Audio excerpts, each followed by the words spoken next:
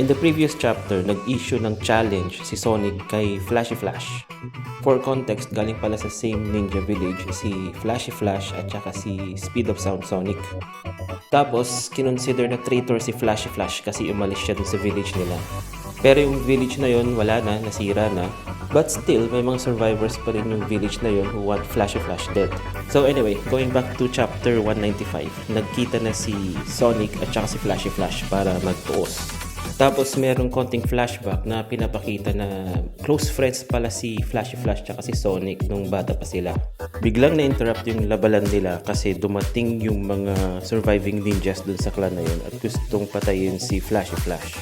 Although yes, sa previous chapter, sinabihan nila si Sonic na i-lure out si Flashy Flash. Then sinabi ni Sonic na wag silang makikialam kasi gusto niya na siya ang tatalo kay Flashy Flash. Pero syempre ayaw yun ng mga elite ninjas daw. Kaya sinabi nila na pati si Sonic ay tatapusin din nila.